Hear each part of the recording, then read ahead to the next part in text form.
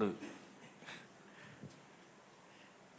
మొదటి ప్రశ్న అంటే ఒక్కొక్క అధ్యాయం నుంచి సుమారు 2 లేదా 3 ప్రశ్నలు వచ్చేటట్టుగా రాయటం క్వశ్చన్స్ రాసుకోవడం జరిగింది.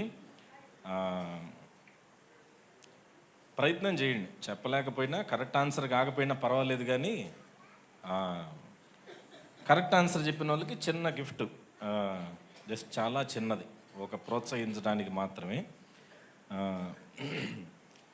మొదటి ప్రశ్న, దేవుడు ఏమై ఉన్నాడు? బా, రాజన్న కరెక్ట్గా చెప్పాడు. చప్పట్లు కొట్టండి రాజన్నకి. అన్న పోయిన ఆదివారం బాగా ఫాలో అయినట్టున్నాడు వాక్యం.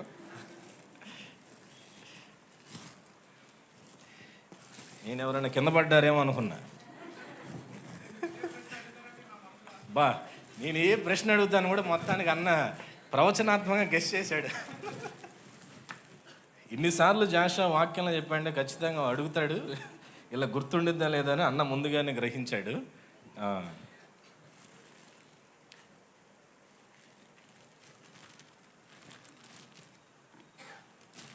తర్వాత రెండవది అంటే జస్ట్ కీ చైన్ కొన్నాం. క్రిస్మస్ డెకరేషన్స్కి వెళ్ళేటప్పుడు కీ చైన్స్ కొన్నాం.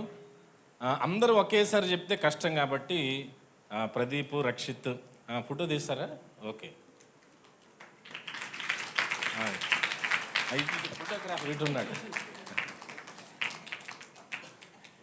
ప్రదీప్, రక్షిత్, తిమోతి, హన్న, సుమ మీరు నిలబడితే ఎవరు ఫస్ట్ చెయ్యెత్తారో చూడటానికి అవకాశం ఉంటుంది. ఎందుకంటే ఇక్కడి నుంచి నేను చూస్తే మళ్ళీ అర్థం కాకపోవచ్చు.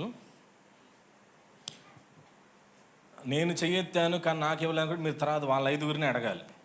ఓకేనా? ఎవరు చెయ్యెత్తారో ముందు చెప్పండి. రెండో ప్రశ్న చాలా సులభమైన ప్రశ్న. ఏది ప్రతి పాపము నుండి మనలను చెయ్యెత్తాలి మొదట. ఇంకా ప్రశ్న పూర్తవల. ఏది ప్రతి పాపము నుండి మనలను పవిత్రులుగా చేయను? ఆనంద్ కుమారి గారు. యేసు రక్తమే జయమా మీరు అనింది?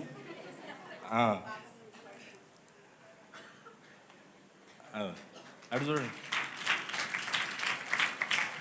మీరు అట్లా సామూహికంగా జవాబు చెప్పారనుకోండి, దానికి ఆ కీచర్ నాకే వస్తుంది అన్నమాట. మూడో ప్రశ్న, ఏది పరిపూర్ణమౌటకు యోహాను ఈ సంగతులను రాశాడు? ఏది పరిపూర్ణమగుటకు యోహాను ఈ సంగతులను రాశాడు?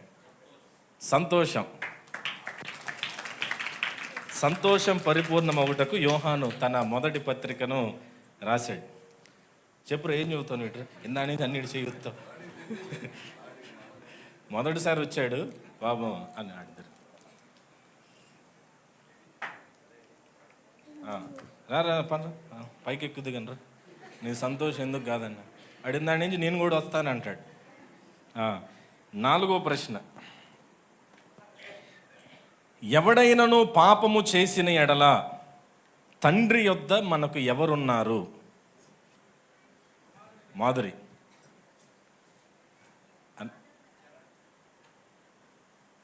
కాదు, చరణ్, రైట్. యేసు క్రీస్తును ఉత్తరవాది మనకున్నాడు. రామ్ చెప్పడు, అమ్మాయి కొట్టలేదు పాపం, చెప్పట్లేదు. కొట్టాలి, నువ్వు అందరికి కొట్టాలి గట్టిగా, చెప్పట్లు. ఇప్పుడు కాదు, జవాబు చెప్పినప్పుడు. ఐదో ప్రశ్న, ఎవరు? ఇది కూడా బహుశా అందరూ చెప్పగలిగే ప్రశ్న అయ్యి ఉండొచ్చు. ఇదేంటండి జెంట్స్ వైపు ఎవరు చూడట్లేదు, చెప్పరేనా? ఐదో ప్రశ్న, ఎవరు నిరంతరము నిలిచి ఉంటారు? నీకు తెలిసిన ఆన్సర్ కాదు బాబు, ఆ పత్రికలో నా ఆన్సర్ చెప్పాలా. Gayatri, right answer, correct. దేవుని చిత్తమును జరిగించువాడు నిరంతరము నిలుచును అని వాక్య భాగం మనకు చెప్తుంది. యోహాను పత్రిక 2వ అధ్యాయం 17వ వచనం.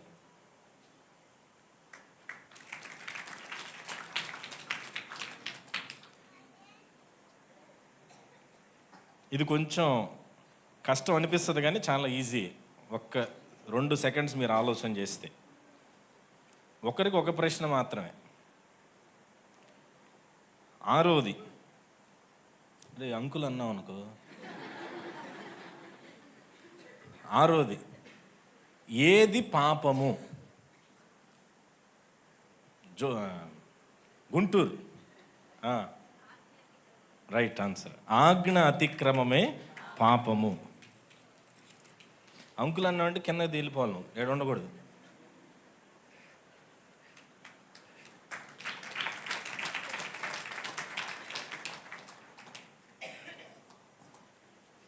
చాలా బాగా చెబుతున్నారు మీరందరూ.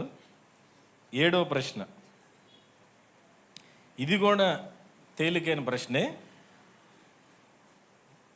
కొంచెం ఆలోచిస్తే ఆయన ఉద్దేశం ఇదే. 7వ ప్రశ్న, యేసు క్రీస్తు ఎందుకు ప్రత్యక్షమయ్యారు అంటే అక్కడ ఉన్న జవాబు చెప్పాలి. యేసు క్రీస్తు ఎందుకు ప్రత్యక్షమయ్యారు?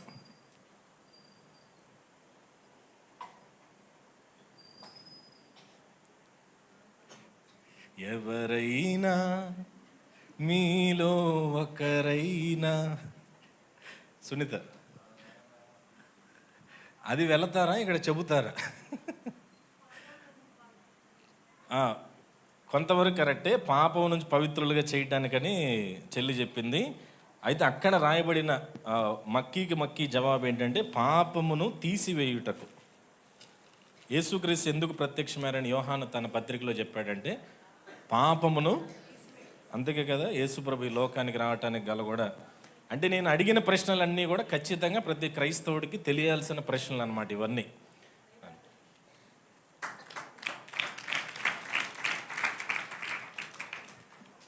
తర్వాత 8వ ప్రశ్న, ఇది కొంచెం కష్టంగా అనిపించవచ్చేమో కానీ ఈ 25 ప్రశ్నలు కూడా ఒక ప్రత్యేకత ఏంటంటే ఈ 25 ప్రశ్నలు ప్రతి క్రైస్తవుడికి గుర్తుండాలి. ఇది మన క్రైస్తవ జీవితానికి అవసరమైన ప్రశ్నలు అన్నమాట. అంటే పునాది సత్యాలు అంటాం కదా, అలాంటి ప్రశ్నలు ఇవన్నీ కూడా. 8వ ప్రశ్న, ఏ ఆత్మ దేవుని సంబంధమైనది? ఏ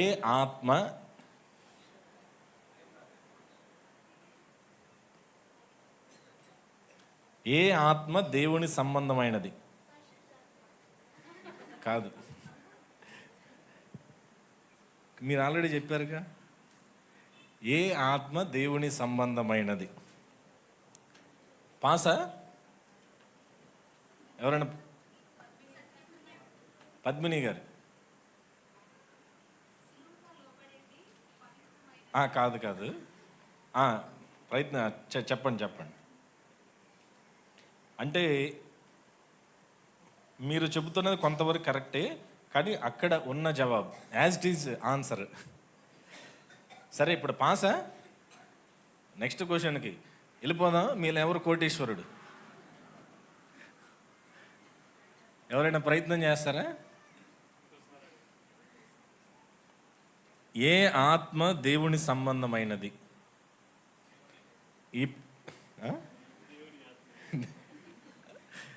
ఈ ప్రశ్న అలా పక్కన పెడదాం. చెప్పని జవాబులు చివరిలో ఒక చిన్న ప్రయత్నం చేద్దాం. 9వ ప్రశ్న, పరిపూర్ణమైన ప్రేమ దేనిని వెళ్ళగొట్టును? అన్నా గారు, అన్నాక చెప్పు. కాదు, చెప్పు. మానస? కాదు. శాంతి గారు? Right answer. పరిపూర్ణమైన ప్రేమ భయమును వెళ్ళగొట్టును అని యోహాను 4వ అధ్యాయంలో చెప్తాడు. 4:18 రాగలుగుతారా? సుమా శాంతి గారు వచ్చేసారు స్పీడ్గానే.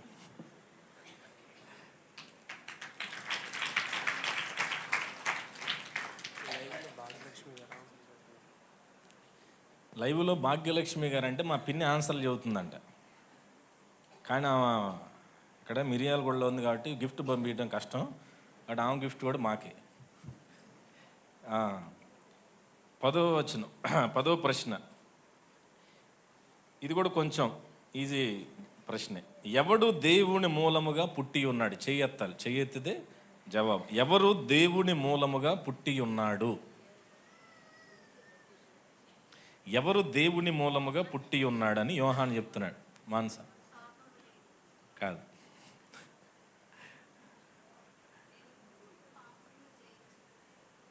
కాదక్క, కాదు.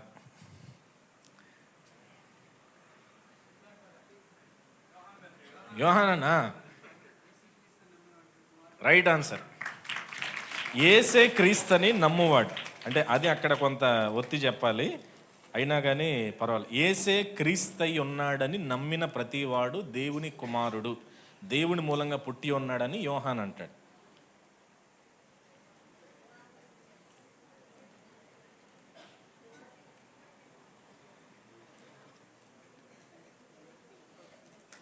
యోహాన్ యూత్ లాగా ఉన్నాడు మరి.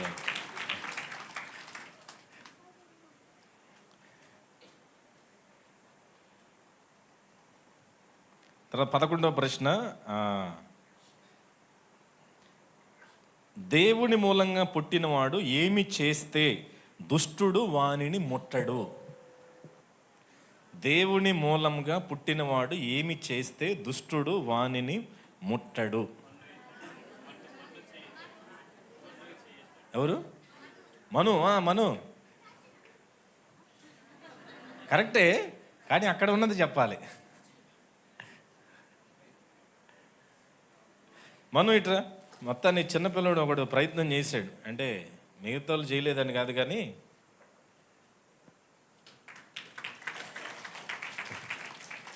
అది కరెక్ట్ ఆన్సర్ కాదు. ఇంకొంచెం అయినా మీకు గిఫ్ట్ లేదుగా. ఇంకెవరైనా ఉన్నారా ప్రయత్నం చేయడానికి? కాదమ్మా. 8, 11 మనకి చివరిలో చూద్దాం. 12వ ప్రశ్న, ఇది కూడా కొంత తేలిగ్గానే ఉంటుంది అనుకుంటున్నా. దేవుని మూలముగా పుట్టిన వారందరూ ఏమి చేస్తారు? దేవుని మూలముగా పుట్టిన వారందరూ ఏమి చేస్తారు? కాదు. దేవుని మూలంగా పుట్టిన వారందరూ ఏమి చేస్తారని యోహాను అక్కడ 5వ అధ్యాయంలో ఉంటుంది. ఇది గిఫ్ట్ రాలేదుగా, అయితే నీకు గిఫ్ట్ ఇవ్వచ్చు. చప్పట్లు కొట్టండి. దేవుని మూలంగా పుట్టిన వారందరూ లోకమును జయించెదరు అని యోహాను 5వ అధ్యాయంలో చెప్తాడు.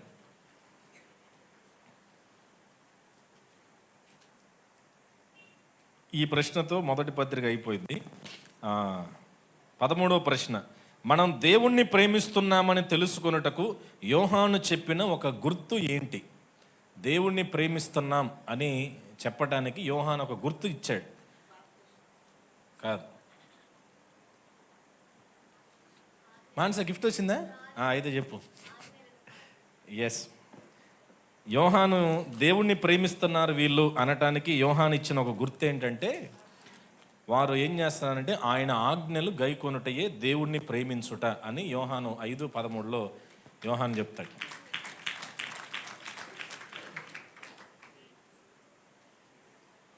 ఈ కూర్చోపోయి కాళ్ళు నొప్పులు వస్తాయి.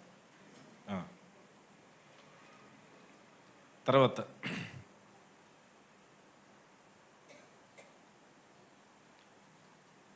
14వ ప్రశ్న, యోహాను తన 2వ పత్రికను ఎవరికి రాశాడు?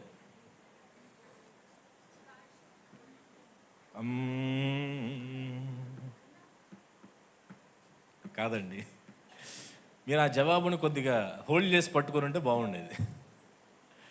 ప్రభావతి గారు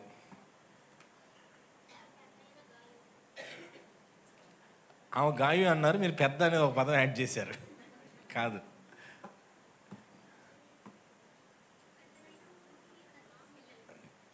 గిఫ్ట్ ఇచ్చారా? అయితే రావచ్చు. ఇవ్వు. యోహాను తన 2వ పత్రికను ఎవరికి రాశాడంటే ఏర్పరచబడిన అమ్మగారికి మరియు ఆమె పిల్లలకు. 1:1 15వ ప్రశ్న. యోహాను కాలములోని వంచకులైన క్రీస్తు విరోధులు ఏమి ఒప్పుకోవటం లేదు. అరే, యోహాను కాలములో కొంతమంది అబద్ధ బోధకులు ఉన్నారు. వాళ్ళు ఒక విషయాన్ని ఒప్పుకోవటంలా. ఆ విషయం ఏంటి? కవితక్క. అవును, రైట్ ఆన్సర్. యేసుక్రీస్తు శరీరధారిగా వచ్చాడనే సంగతిని నువ్వు దాటుకొని రావటం కొంత. యోహాను చెప్పింది ఏంటంటే ఆనాడు అబద్ధ బోధకులు యేసుక్రీస్తు శరీరధారిగా వచ్చాడనే సంగతిని వాళ్ళు ఒప్పుకోవటం లేదనేది యోహాను యొక్క వాదన. 1వ అధ్యాయం 7వ వచనంలో ఉంటుంది. సరే, ఇది మాత్రం చాలా సీరియస్ క్వశ్చన్. 2వ యోహాను పత్రికలో ఎన్ని అధ్యాయాలు ఉన్నాయి? అందరూ చెప్పచ్చు దీనికి. నీ గిఫ్ట్ నాకు ఇచ్చేయాలి నువ్వు. 2వ యువర్ రైట్ ఆన్సర్ కానీ గిఫ్ట్ లేదు దీనికి. యోహాను పత్రికలో ఎన్ని అధ్యాయాలు ఉన్నాయి మొత్తం? ఒకటే. ఎన్ని ఉన్నాయండి? ఒకటే. పండురా, జెంట్స్ తరపున కనీసం ఒక్కరికైనా వచ్చినట్టు ఆనవాళ్ళు ఉండాలి కదా. చెప్పుకోవడానికి మనకు కూడా ఒకటి వచ్చిందని. ఇటు ఇది సానుభూతితో ఇస్తాను గిఫ్ట్ ఇది. అంటే యూత్ అనమాట నా ఉద్దేశం. Okay, youth. జెంట్స్ అంటే ఆల్రెడీ రాజన్ ఉన్నారు, రాంబాబు అని ఉన్నారు. యోహాన్ అన్న ఆది పురుషుడు.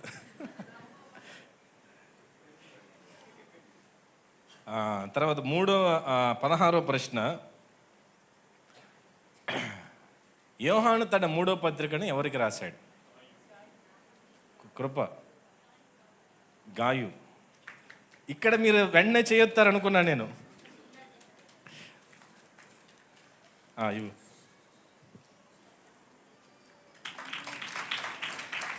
పదిహేడవది. ఇది కూడా మీరు చెప్పగలరు అనుకుంటున్నాను, ఎందుకంటే ఒకసారి మనం ధ్యానం కూడా చేశాము.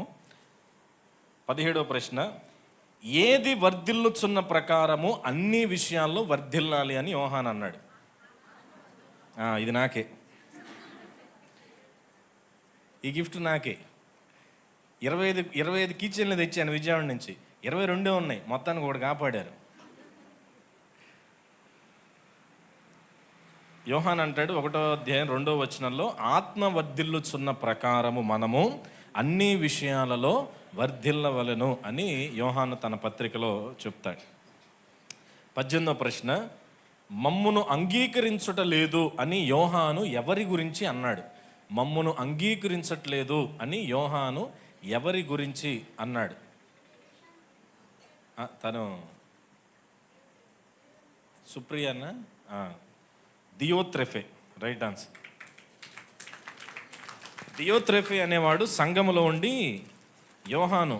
యోహాను గారిని అంగీకరించకుండా వ్యతిరేకిస్తూ ఉన్నాడు అనమాట, అధికారం కొరకు. వచ్చిందా ఫోటో? రాలేదా? మరి ఫోటోగ్రాఫర్ చెప్పాలా? అన్నయ్య ఫోటో తీస్తున్నాడు. పట్టుకో, మళ్ళీ పట్టుకో. అటు చూడు, జాన్సన్ అన్న వైపు నవ్వు. 19. మేలు చేయువాడు ఎవరు అని యోహాన్ అన్నాడు. మేలు చేయువాడు ఎవరు అని యోహాన్ చెప్పాడు. మీరు అన్నిసార్లు చేతి బదులు పాపం అమ్మాయికి కూడా చెబితే గిఫ్ట్ వచ్చేది కదా. ఇక అయిపోయింది. ఎవరైనా ప్రయత్నం చేస్తారా? మేలు చేయువాడు ఎవరు అని యోహాన్ చెప్పాడు.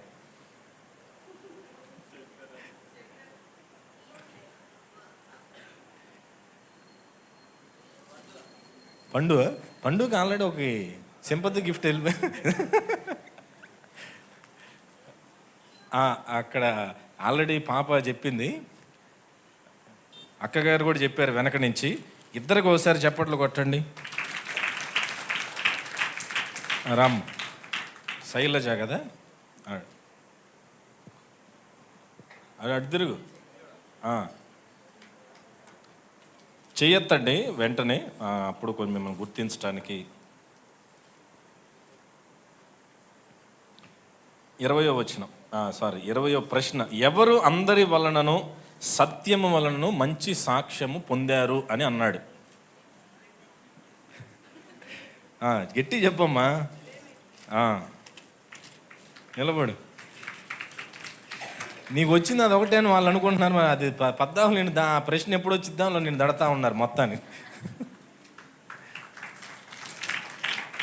దేమేత్రి అనే వ్యక్తి గురించి యోహాన్ అంటాడు, అతడు సంఘం వలనను మరియు తన సత్యానుసారమైన ప్రవర్తన వల్ల మంచి సాక్ష్యం పొందాడని దేమేత్రి గురించి రాస్తాడు. చిట్ట చివరి 5 ప్రశ్నలు. యోధా ఎవరి సహోదరుడు?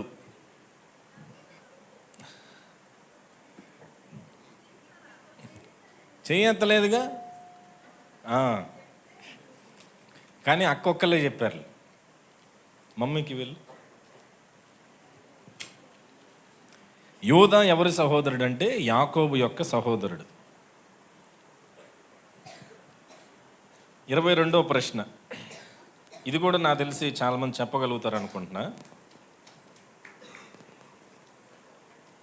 22వ ప్రశ్న. ప్రధాన దూత అయిన మికాయేలు ఎవరి శరీరం గురించి అపవాదితో తర్కించాడు? పద్మిని గారు సగం క్వశ్చన్ ఉన్నప్పుడే అక్కకు వచ్చిందా? రాలేదే, మీరు సరిగ్గా చూడట్లేదయ్యా మీరు.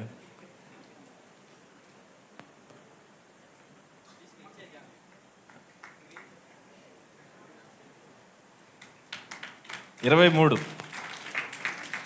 మూడో ప్రశ్న. ఇది కూడా చాలా తేలికైన ప్రశ్నే. ఎందులో నుండి లాగినట్లు కొందరిని రక్షింపవలెను? అగ్నిలో నుండి. రైట్. అక్కడ అయితే నెక్స్ట్ సాయి కొరకు 2 క్వశ్చన్లు ఉన్నాయి. నీకు గిఫ్ట్ రావడం ప్రదీప్ స్లోగా చెప్పాడు. నీ పేరు ప్రదీప్ని అడగలను. ప్రదీప్ సరిగ్గా చూడట్లేదు కాబట్టి మాకు సంబంధం లేదు దాని గురించి.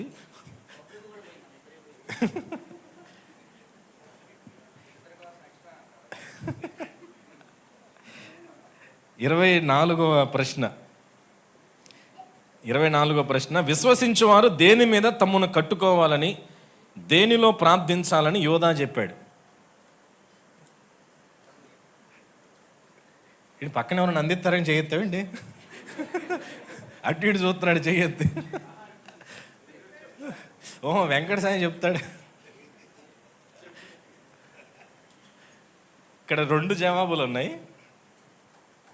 విశ్వసించేవారు దేని మీద తమ్మును కట్టుకోవాలి అదొకటైతే, దేనిలో నుండి ప్రార్థించాలని యోధా చెప్పాడు. దీన్ని పక్కన పెడదాం. 25వ ప్రశ్న. యోధా తన పత్రిక చదువరులను దేవుని ఎదుట ఎలా నిలబెట్టాలనుకున్నాడు? యోధా తన పత్రిక చదువరులను దేవుని ఎదుట ఎలా నిలబెట్టాలని అనుకున్నాడు? యోగ్యంగానే రక్షిత్ చదువుతున్నాడు కానీ రాంగ్ ఆన్సర్. 3 క్వశ్చన్లు మనకి, ఎవరు జవాబు చెప్పనివి. 8వ ప్రశ్న 11 కూడా. 8వ క్వశ్చన్ ఎవరు చెప్పలేదు.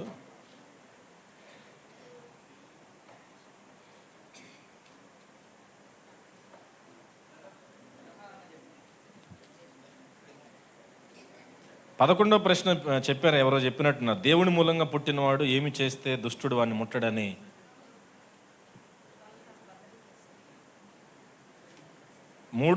మూడు ప్రశ్నలు ఉన్నాయి. ఇప్పుడు ఇలా అయినా ప్రయత్నం చేయండి మిగిలిన వాళ్ళు. బైబిల్ తెరిచి అది ఎక్కడుందో చెప్పండి. బైబిల్ తెరిచి జవాబు చెప్పాలి. మొదట కనిపెట్టి జవాబు చెప్పండి. ఫస్ట్ క్వశ్చన్ ఏంటంటే, ఏ ఏ ఆత్మ దేవుని సంబంధమైనది? మొదటి యోహాను పత్రికలో ఉంటుంది, అధ్యాయం చెప్పను. మొదటి యోహాను పత్రికలో ఉంటుంది. ఏ ఆత్మ దేవుని సంబంధమైనదని యోహాను అన్నాడు. మొదటి పత్రికలో ఉంటుంది. కాదు, ఏ ఆత్మ దేవుని సంబంధమైనది. అధ్యాయం చూసి వచనం, అధ్యాయం వచనం చెప్పాలి. చెప్పిన వాళ్ళు అవసరంలా.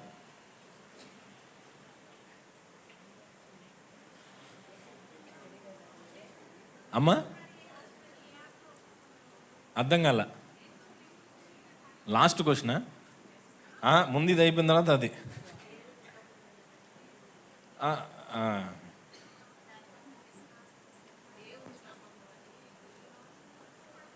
వచనం చెప్పండి. 4, 6 కాదు. 4, 2, 4, 3 చదవండి ఒకసారి ఆ వచనం. యేసుక్రీస్తు శరీరధారి వచ్చెనని ఏ ఆత్మ అయితే ఒప్పుకుంటుందో అది దేవుని. ఎన్నో వచనం అది? 4, 2. ఓకే. లక్ష్మి గారు, లక్ష్మి ఆంటీకి తర్వాత చప్పట్లు కొట్టండి అందరూ ఒకసారి. తర్వాత మరొక ప్రశ్న, మనకి ఆగిన ప్రశ్న ఏంటంటే 2 ప్రశ్నలు. ఇది యోధా పత్రికలో ఉంటుంది, ఒక అధ్యాయమే. మరి ఎవరు త్వరగా ఎతికితే వాళ్ళు. విశ్వసించువారు దేని మీద తమను కట్టుకోవాలి, దేనిలో ప్రార్థించాలని యోధా చెప్పాడు. గౌజియా గారు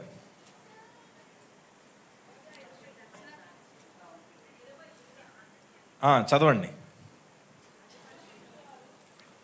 గౌజియా అంటే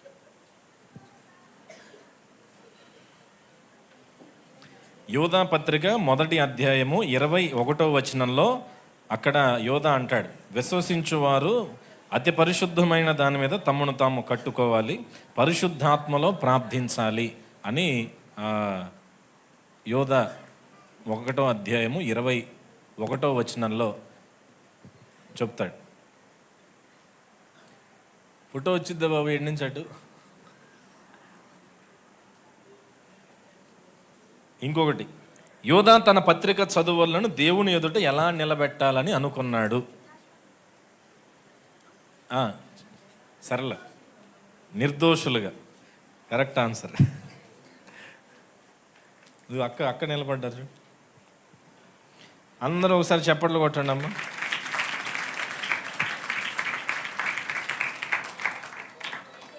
దేవుని ఎదుట నిర్దోషులుగా నిలబెట్టాలి అని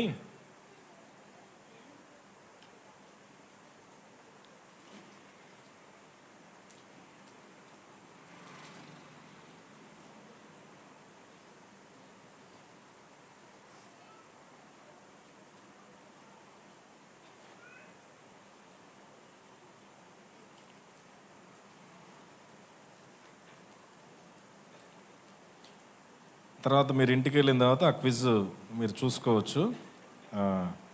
అది గ్రూప్లో ఇప్పుడే పెట్టాను, తర్వాత మళ్ళీ వాటిని చదువుకోవచ్చు. అయితే ఈ 25 ప్రశ్నలు కూడా ప్రతి క్రైస్తవుడికి కూడా తెలిసి ఉండాల్సిన ప్రశ్న అన్నమాట. అంటే ఖచ్చితంగా అవగాహన ఉండాల్సిన ప్రశ్నలు. అంటే ఇవి మన అనుదిన జీవితానికి, క్రైస్తవ భక్తి జీవితానికి అవసరమైన ప్రశ్నలు కనుక వాటిని ఇంటికి వెళ్ళిన తర్వాత అయినా చదవండి.